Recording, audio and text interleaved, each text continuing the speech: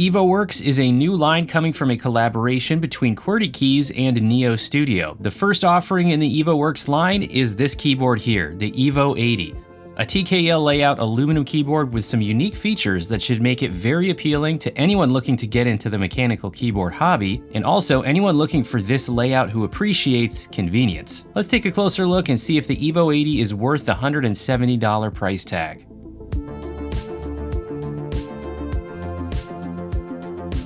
Before we dive in, I want to mention that Evoworks sent me the Evo80 for the purpose of reviewing it. I was not paid to make this video, and Evoworks has no input on my review. I will have purchase links in the description, including a link to the US retailer Divinity, which will be an affiliate link that helps support this channel. I will also have some links to other retailers in the description as well. So, is this just another TKL aluminum keyboard, or is there something actually unique here? Well, thankfully, there's more than meets the eye to the Evo80, and I personally really like the direction that they went with some of the physical choices they made. Let's start with a rundown of the features and specs, and then as always, we'll dig into the pros and cons. The Evoworks Evo80 is an 80% or TKL keyboard with 88 keys, including an F13 key and an ANSI layout. The construction is CNC machined 6063 aluminum, and there are 10 color options available, some of which are anodized and some are spray coated. The dimensions are 357 by 136.4 millimeters with a front height of 18 millimeters and a rear height of 36 millimeters without the keycaps. The weight is 1,870 grams or 4.1 pounds. The typing angle is 7 degrees and there are no adjustable feet, which is common for keyboards of this type.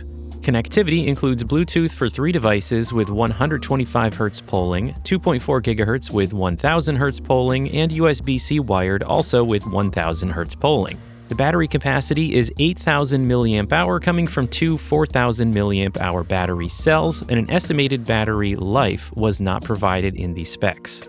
Internals include a flex-cut hot-swappable PCB compatible with 3 and 5-pin switches, a magnetic PCB connector, and a butterfly leaf spring mount with silicone cushions. There is foam between the PCB and plate, a switch pad, and 2 layers of pour-on foam in the case bottom, as well as silicone force brakes. There are 2 plate options, including FR4 and polypropylene, which are based on your switch choice. The stabilizers are plate-mounted and pre-lubricated. The PCB does not have support for PCB-mounted stabilizers. Switch options are both linear and include the HMX Azure with 40-gram actuation and 45-gram bottom mount, or the KeyGeek Oat switch with 36-gram actuation and 40-gram bottom mount. The keycaps are dye sub PBT in a cherry profile and matched to the case color. Backlighting is full south-facing RGB, and the modes can be controlled with key commands. The firmware is VIA compatible for remapping and adding macros, and there are pre-programmed Mac and Windows modes controlled with key commands. The Evo80 is available from Qwertykeys as well as several online retailers starting on September 22, 2024 for a price of $169.99 US. Links to a few retailers will be in the description.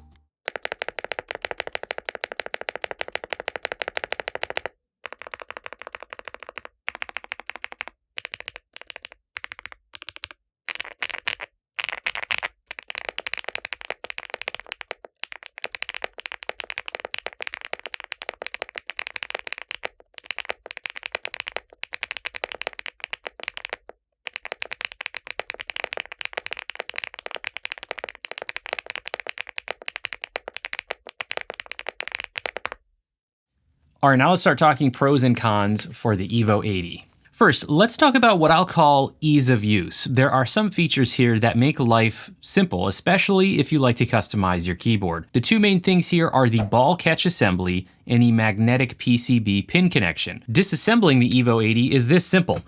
In just a couple of seconds, I have access to the internals. The ball catch assembly here eliminates any screws, and then you've got the magnetic PCB connection eliminating any cables, so I can just lift the whole PCB assembly right out without disconnecting or reconnecting anything. Now I see this as basically encouraging me to open it up and tinker with it. So even though it is sold fully built, I like that. I appreciate how simple they made it to disassemble and reassemble. There's nothing worse than making some modifications to your keyboard and then putting it all back together, putting all the case screws in, and then realizing you forgot to connect the battery cable to the PCB and you've got to disassemble it all over again. This is one reason why I think the Evo80 could be great for someone new to custom mechanical keyboards, because it is so simple to get in there and start tinkering with things like the foams, maybe doing a tape mod, stuff like that. And even as someone who has been into mechanical keyboards for a while, I appreciate how easy they made this. All right, the next pro is the build quality. While the physical features I just talked about make this a good choice for someone new to mechanical keyboards, what does not feel entry level at all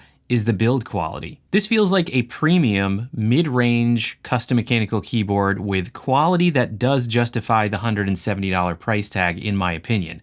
Specifically, the quality of the machining and the coating of the aluminum is noticeably better than some more budget-minded options priced closer to the $100 mark. And honestly, the quality of the machinings and the coating is better than some even in this same price range. Now, another pro is the VIA-compatible firmware. There are preset layers and modes for Mac and Windows, and all keys can be remapped. I always like to see VIA compatibility because it gives you macro creation and remapping across Windows, Mac, and Linux with a nice, consistent experience. I did have to load the base key map file, but I had no issues with remapping once I got that loaded. The next pro is the wireless connectivity and performance. You get 3 Bluetooth connections with 125 Hz polling, 2.4 GHz with 1000 Hz polling, and the wired connection also has 1000 Hz polling. The wireless connections were stable for me, and I didn't have any significant input delays when waking up my computer from sleep, which sometimes can be annoying if it takes several seconds from when you press a key to when your computer wakes up, but I didn't have any significant delays like that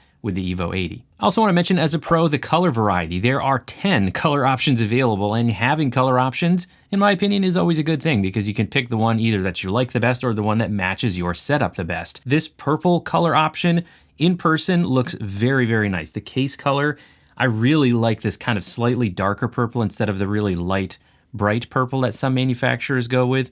I think this one looks really nice in person. The next pro is the battery capacity. They've included 2 4,000 milliamp hour battery cells here for 8,000 milliamp hour total capacity, which should provide great battery life between charges if you're using those wireless connections. Now, they didn't state an estimated use time in the specs that I have seen, but with that capacity, I would expect at least a couple of weeks if you're using the RGB lighting, and definitely over a month if you're not using any of the lighting. Next up, let's talk about the sound and typing feel. These both have very subjective aspects to them, so whether you personally like the sound and feel is a matter of personal taste, but there are a couple of things I want to mention in the pros. First, regarding the sound, in the stock configuration without any modifications, there are no negative sounds here. They did a nice job ensuring that there is no bad resonance, there's no ping in the case coming from any of the switches. They've included silicone force breaks where the case comes together, which is a nice touch. Even if you remove the case foam, I haven't heard anything bad here. The stabilizers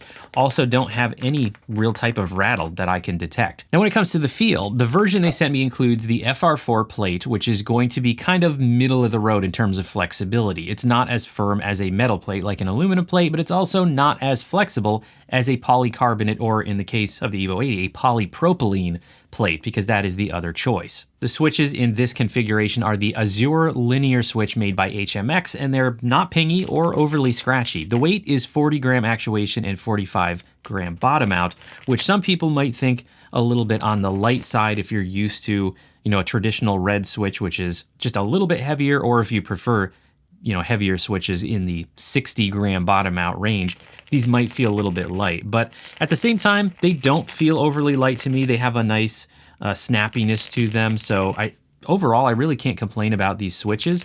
This configuration, by the way, is considered the clacky configuration, the FR4 plate with the Azure switches. The other configuration is considered the Thocky configuration, which has the polypropylene plate, and then the Oat linear switches, which are supposed to produce a deeper sound. I personally don't find this configuration like the most clacky sound that you could get. There's definitely still some mid-range sounds here. This is not, what I would consider thocky, but it's also not that real high-pitched clacky sound either. It's kind of got a marbly sound to it, which you could enhance with a tape mod if you wanted to. Now, continuing about the feel, the mounting here is a unique leaf spring style mount. There are flexible metal arms that the plate tabs rest on, and there are silicone pads on the plate tabs to soften that contact. It's not as flexible as a gasket mount, but it's also not as firm as a top mount for sure. I like this feel. The pro here is that they successfully utilized a unique mount, and it overall resulted in a typing feel that isn't overly firm or overly bouncy. All right, now let's talk about some things in the neutral category. These are things that are either very, very subjective, or maybe there's kind of a pro and con aspect and they wash each other out. So the first thing we'll talk about, something that's almost always in the neutral category, is the design. And the visual design aspects here are not in this neutral category because it's not good or anything, but it's because it is just so subjective. There's nothing here that really stands out in terms of visual design that's really, really awesome or really, really terrible. And that's, again, why it's kind of in the neutral category. It's a pretty straightforward TKL design. It is nicely done though, in my opinion. The LED accent lights aren't too in your face, and I would describe the shaping of the sides and back as elegant. But whether this overall design appeals to you or not is very much down to your personal taste. Now, another neutral aspect here is that the only two options for switches are both linear. If this was sold as a bare bones kit with the expectation that you supply your own switches, this wouldn't be an issue. But this is sold as a pre-built keyboard with switches included and installed, so not having a tactile option means if you know you want tactile switches, then no matter what, you're going to be stuck with a set of linear switches. That's not a huge deal in my opinion, and it won't matter to everyone, so that's why it is a neutral thing rather than a con. Now, going along with switch selection is also the plate selection. The Evo80 is being sold in two configurations, as I mentioned earlier. We've got the Azure switch with the FR4 plate, and then the Oat switch with the polypropylene plate. However, you might personally prefer the Oat switch with the FR4 plate, but you can't get that combination. And that may sound like a con rather than a neutral thing, but I'm counting it here in the neutral section for two reasons. First, not everybody cares about that, but also, I'm not sure if you'll be able to buy extra plates separately, but if you are, that would eliminate this issue. So check with your preferred retailer to see if you can buy extra plates, and if you can, then just get the switches you like and get the extra plate that you want. All right, now let's talk about a couple of cons for the Evo80. I actually only have 3 cons here for the Evo80, and honestly, none of them are that big of a deal in my opinion, but they are small cons nonetheless. The biggest of the 3 has to do with the keycaps. They are dye-sub PBT, and the legends on my unit are not the most crisp that I have seen. Now, dye sublimation legends are generally not as crisp as double shot legends. However, I have seen dye sub legends that are better in terms of edge definition of the legends compared to these. Here are 3 keycap examples. The one on the left is also dye sub, and the one on the right is double shot. As you can see, the softest ones are from the Evo80. That being said, they are not terrible, and the quality of the keycaps overall is still good. They're not thin, they have good PBT texture, so in general, they're certainly very usable, respectable keycaps. It's just that I would like slightly crisper legends at this price point. All right, the next minor con is that the power switch is hidden under a keycap. Now, I totally understand that to keep the case exterior looking clean, you have to locate the power switch somewhere else if it is a wireless keyboard with a battery. But I personally have never been a fan of having to remove a keycap and fiddle with a tiny little switch. However, thankfully, you can still use the Evo80 in wired mode regardless of whether the switch is on or off, so thankfully you don't have to mess around with it often. So it is a very minor thing. I just always like to point it out so you're aware that the power switch is hidden and you have to take a keycap off to get to it. Now, the last small con that I have is something to do with the LEDs, and it's specifically for the switch sockets for the caps lock key. There are reverse sockets here, so you can install a switch in 2 different positions that accommodate either a standard or a stepped keycap for the caps lock key. The con here is that with the standard caps lock key, the one that comes installed, it leaves the LED on that far left socket a little bit exposed, and it creates a bright light shining through in between the gaps between the keycaps, and it is noticeable while you're typing. It kind of looks out of place. That is easy enough to fix though. If you're definitely using this keycap and you're not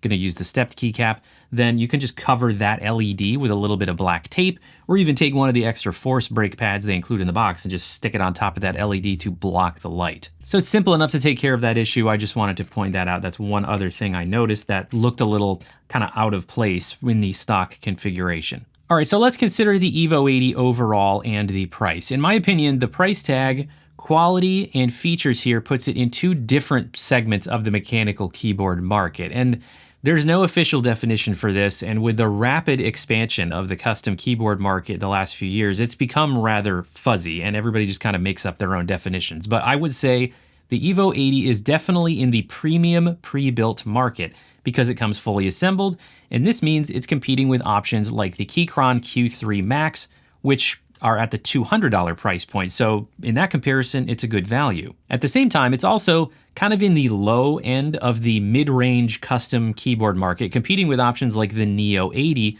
which ranges from $140 to $160 depending on how you configure it. Now by low end, I mean it's in the lower priced end of the mid-range market, because custom mechanical keyboards, which are often sold as kits that you have to assemble, can easily cost $250, $300, $400, it even goes up from there. So $170 is a lot more affordable than some of the custom keyboard kits on the market, and I do think you are getting the quality of a custom mechanical keyboard kit with the machining and the coding and just overall the build quality that you have here. Ultimately, I would say what you're getting for the price does justify that price. The quality, the unique assembly, and the mounting all make it worth your attention, in my opinion. If you're in the market for a TKL with some unique features, or if you like custom keyboard quality without the assembly required, then I do think the Evo80 is worth a look. All right, that'll do it for this video. Let me know what you think of the Evo80. Let me know if you pick one up for yourself and how you're liking it. Don't forget to subscribe to the Semi-Pro Tech & Gear channel, and while you're here, why don't you check out one of these videos? I know you'll enjoy it. Thanks everybody. See you next time.